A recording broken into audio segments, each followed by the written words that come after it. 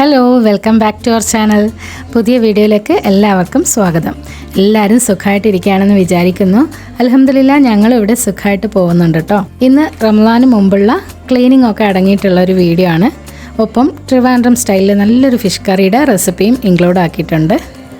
പിന്നെ ഐഫോൺ ഇല്ലാത്തവർക്കും നമ്മുടെ കയ്യിലുള്ള സ്മാർട്ട് ഫോൺസ് ഉപയോഗിച്ചിട്ട് നല്ല കിഡിലൻ ക്ലാരിറ്റിയോടുകൂടി തന്നെ ഫോട്ടോസും വീഡിയോസും ഒക്കെ ഷൂട്ട് ചെയ്യാൻ പറ്റിയ 4 ആപ്സും പരിചയപ്പെടുത്തുന്നുണ്ട്. അപ്പോൾ വീഡിയോ കാണുക. കണ്ടിട്ട് ഇഷ്ടമായാലും ഇല്ലെങ്കിലും നിങ്ങളുടെ അഭിപ്രായങ്ങൾ കമൻറ്റ് ബോക്സിൽ ഇടുക. വീഡിയോ കണ്ട് തുടങ്ങുമ്പോൾ തന്നെ മറക്കാതെ ആ ലൈക്ക് ബട്ടൺ ഒന്ന് പ്രസ് ചെയ്തേക്കണേ. അങ്ങനെ ഇതാ രാവിലത്തെ ചായ കുടിയൊക്കെ കഴിഞ്ഞ് അടുത്ത് ബ്രേക്ക്ഫാസ്റ്റിൻ്റെ പരിപാടികളാണ് നടക്കുന്നത്. തലേദിവസം രാത്രി ഉണ്ടാക്കിയ കടലക്കറി ബാക്കിയുണ്ടായതുകൊണ്ട് പുട്ട് മാത്രമേ ഇന്ന് ഉണ്ടാക്കിയിട്ടുള്ളൂ. കാപ്പി കൂടി കഴിഞ്ഞിട്ട് ഉച്ചക്കത്തേക്കുള്ള എന്തെങ്കിലും സംഭവങ്ങൾ കൂടി റെഡിയാക്കിയിട്ട് വേണം ഇന്നത്തെ ക്ലീനിങ് പണികളിലേക്ക് കടക്കാൻ. ഇല്ലെങ്കിൽ നമ്മൾ പെട്ടുപോകുമല്ലോ. ഇത് പിന്നെ നാളെ രാവിലത്തേക്കുള്ള ദോശയ്ക്കുള്ള ഉഴുന്നും അരിയും വെള്ളത്തിലിടുവാണ്. അപ്പോൾ ലഞ്ചൊക്കെ കഴിച്ച് കഴിയുമ്പോഴേക്കും ഇത് അരയ്ക്കാൻ റെഡി ആയിട്ടുണ്ടാവുമല്ലോ.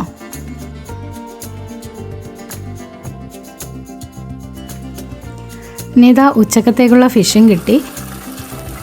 രാവിലെ മീൻ കൊണ്ടുവരുന്ന ചേച്ചിയുടെ നിന്ന് വാങ്ങിയതാ. എന്തോ തിരക്കിനിടയിൽ ഫ്രീസറിൽ വെച്ചതുകൊണ്ട് കട്ടിയായിപ്പോയി. ബ്രേക്ക്ഫാസ്റ്റൊക്കെ കഴിച്ച് കഴിഞ്ഞിട്ട് ആ ഒരു ഫിഷ് കട്ട് ചെയ്യാമെന്ന് വിചാരിച്ചു.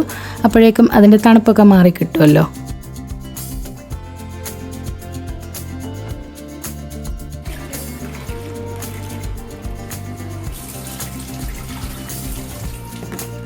പിന്നെ ഉഴുന്നും അരിയും ഞാൻ ജസ്റ്റ് ഒന്ന് വെള്ളം ഒഴിച്ചിട്ടതേ ഉള്ളൂ. കഴുകിയിട്ടുണ്ടായിരുന്നില്ല. കാരണം ആദ്യം ഒരു അരമണിക്കൂർ ഞാനിത് വെള്ളം ഒഴിച്ച് വെക്കും. അപ്പോഴേക്കും ഒന്ന് കുതിർന്ന് അഴുക്കൊക്കെ ഇളകി കിട്ടുമല്ലോ. പിന്നെ കഴുകുമ്പോൾ നല്ല കുറുകുറാന്ന് പൊടിയൊക്കെ പോയിട്ട് നല്ല നീറ്റായിട്ട് കിട്ടും. എന്നിട്ട് അതിന് ശേഷമാണ് 4-5 തവണ കഴുകിയിട്ട് കുതിരാനിടുന്നത് തന്നെ.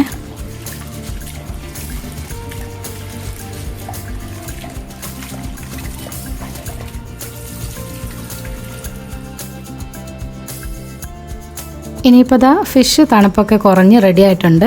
അപ്പോൾ അതൊന്ന് കട്ട് ചെയ്തെടുക്കട്ടെ. ഇന്നിപ്പോൾ കിട്ടിയത് കൊഴിയാളയാണ്. ഇവിടെ അങ്ങനെയാണ് പറയാറുള്ളത്.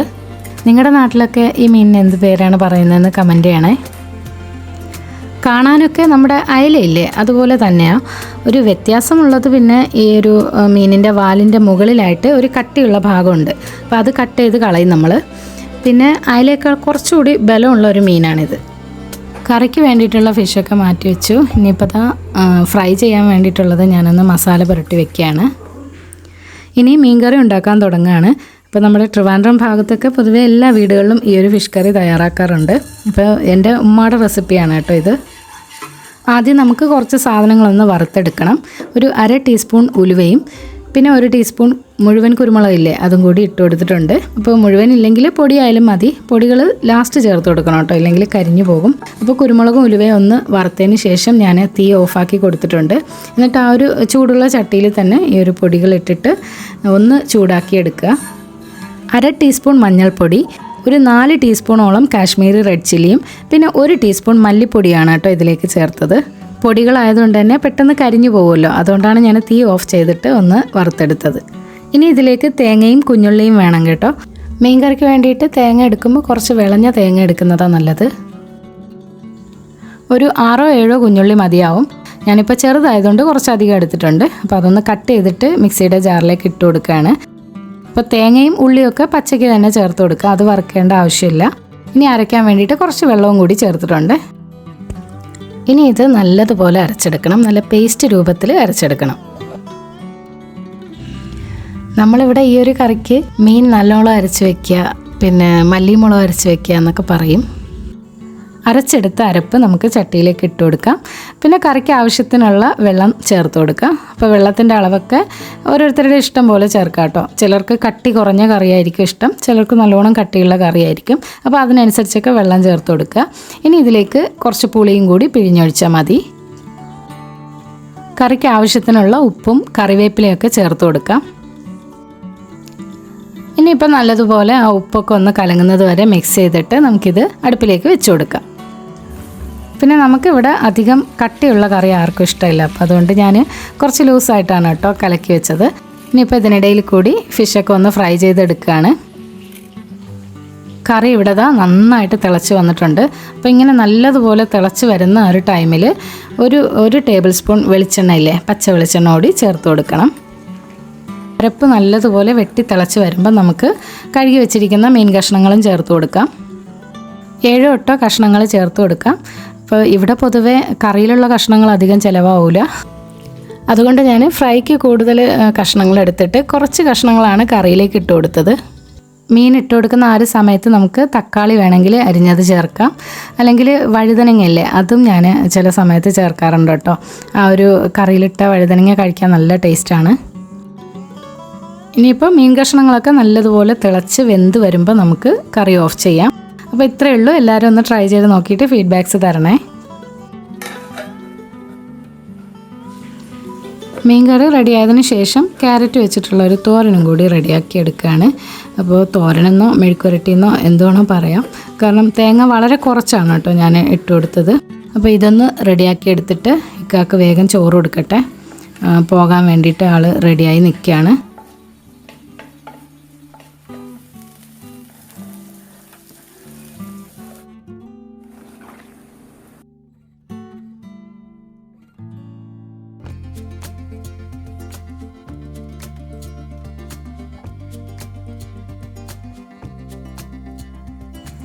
അങ്ങനെ ഇതാ ലഞ്ചും കഴിഞ്ഞതിന് ശേഷം കിച്ചണൊക്കെ ഒന്ന് ഒതുക്കി ക്ലീൻ ചെയ്തിട്ടു. അത് കഴിഞ്ഞിട്ട് നേരത്തെ നമ്മൾ ഉഴുന്നും അരിയൊക്കെ വെള്ളത്തിലിട്ടില്ലേ, അപ്പോൾ അതൊന്ന് അരച്ച് വെച്ചു. ഇനിയൊരു 4-5 മണിക്കൂർ അത് റെസ്റ്റ് ചെയ്യുമ്പം ആ ഒരു ബാറ്റർ സെറ്റായിട്ട് കിട്ടും. ഇനി കാണിക്കുന്നത് ഒരു ക്ലീനിങ് ടിപ്പാണ് കേട്ടോ. നമ്മുടെ ഈ ഒരു വെളിച്ചെണ്ണയും പാം ഓയിലും ഒക്കെ വെക്കുന്ന ബോട്ടിലില്ലേ, അപ്പോൾ എണ്ണയൊക്കെ ഇങ്ങനെ മറിഞ്ഞിട്ട് അതിൻ്റെ പുറത്തൊക്കെ ഇങ്ങനെ നല്ല ഒട്ടലും കാര്യങ്ങളൊക്കെ ഉണ്ടാവും. അപ്പോൾ അത് നമ്മൾ എത്ര കഴുകിയാലും അത് പോവില്ല. പ്രത്യേകിച്ചിട്ട് ഈ ഒരു പാം ഓയിലിൻ്റെ അല്ലെങ്കിൽ സൺഫ്ലവറിൻ്റെ ബോട്ടിൽ, വെളിച്ചെണ്ണയുടെ പെട്ടെന്ന് തന്നെ പോവും, പാം ഓയിലിലൊക്കെ പോകാൻ കുറച്ച് പാടാണ്. അതൊന്ന് നീറ്റായിട്ട് കഴുകിയെടുക്കുന്ന ടിപ്പാണ് കേട്ടോ കാണിക്കുന്നത്. ആദ്യം ഈ ഒരു ബോട്ടിലൊക്കെ മുങ്ങത്തൊക്കെ ഒരു പാത്രത്തിലേക്ക് ഇട്ട് കൊടുത്തിട്ട് അതിലേക്ക് വിനാഗിരി അല്പം ഒഴിച്ചു കൊടുക്കുക.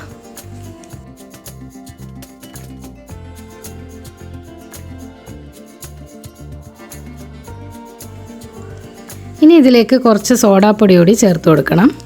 എന്നിട്ട് നമ്മൾ പാത്രം കഴുകുന്ന ഡിഷ് വാഷ് ലിക്വിഡില്ലേ അത് കുറച്ച് ചേർത്ത് കൊടുക്കുക. എന്നിട്ട് നല്ല ചൂടുള്ള വെള്ളമാണ് കേട്ടോ ഇതിലേക്ക് ഒഴിച്ചു കൊടുക്കുന്നത്.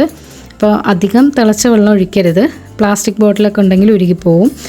ഒരുവിധം ചൂടുള്ള വെള്ളം ഇതിലേക്ക് ഒഴിച്ചു കൊടുക്കുക. ചൂടുവെള്ളം ഒഴിക്കുന്നത് ആ ഒരു എണ്ണയുടെ മെഴുക്കും അല്ലെങ്കിൽ ആ ഒരു പറ്റിപ്പിടിച്ച നെയ്യുടെ അംശമൊക്കെ ഉണ്ടെങ്കിൽ പോവാൻ വേണ്ടിയിട്ടാണ്. അപ്പോൾ ഇതിങ്ങനെ തിരിച്ചും മറിച്ചും ഒക്കെ നമ്മളൊന്ന് ഇട്ട് കൊടുക്കുക കേട്ടോ. എല്ലാ ഭാഗത്തും ആ ഒരു നമ്മുടെ സൊല്യൂഷൻ എത്തണം. അപ്പോൾ അതിന് വേണ്ടി നന്നായിട്ടൊന്ന് മിക്സ് ചെയ്ത് കൊടുക്കുക. എന്നിട്ടൊരു 1 മണിക്കൂറൊക്കെ വെച്ചിരുന്നിട്ട് കഴുകിക്കളയുക.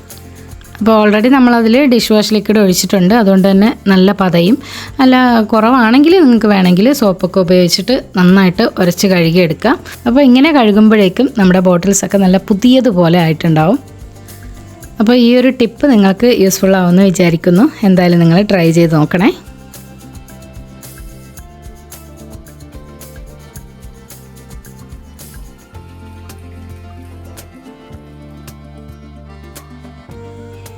ഈ ഒരു ബോട്ടിൽ നിങ്ങൾ ആദ്യം കണ്ടിട്ടുണ്ടാവും, നല്ലോണം അഴുക്ക് പിടിച്ചിട്ടുണ്ടായിരുന്നു. അപ്പോൾ ഇപ്പോൾ ദാ നല്ല ക്ലിയർ ആയിട്ട് വന്നിട്ടുണ്ട്. അപ്പോൾ ആ ഒരു വ്യത്യാസം മനസ്സിലാവുന്നുണ്ടാവുമല്ലോ.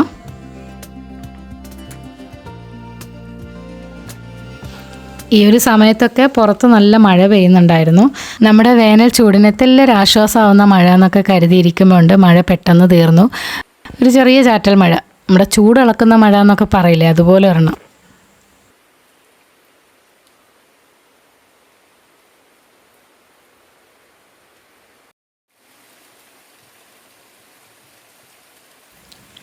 മഴയും ആസ്വദിച്ചിട്ട് അങ്ങനെ നിൽക്കാൻ പറ്റില്ലല്ലോ, നമുക്ക് പണികൾ തീർക്കണ്ടേ.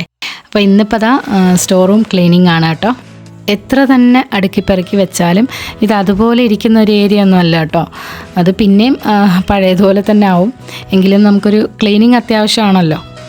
എടുക്കുന്ന സാധനങ്ങളൊക്കെ അതാത് സ്ഥാനത്ത് തിരിച്ച് വെച്ച് കഴിഞ്ഞാൽ ഇത്രയും വലിയ പണിയൊന്നും ഉണ്ടാവില്ല കേട്ടോ. പക്ഷെ നമ്മുടെ തിരക്ക് പിടിച്ച പണികൾക്കിടയിൽ നമ്മളങ്ങനെ ചെയ്യാറില്ലല്ലോ. ബക്കറ്റിൽ നിന്നൊക്കെ എന്തെങ്കിലും എടുത്തു കഴിഞ്ഞാൽ തിരിച്ച് ആ ബക്കറ്റ് തുറന്ന് കൊണ്ടുവയ്ക്കാനൊക്കെ ഭയങ്കര മടിയായിരിക്കും. അപ്പോൾ പെട്ടെന്ന് ഇങ്ങനെ അവിടെ വെച്ചിട്ടങ്ങ് പോവും. പൊതുവേ ആ ബക്കറ്റിൻ്റെ പുറത്താണ് കേട്ടോ ഞാൻ വെക്കാറുള്ളത്.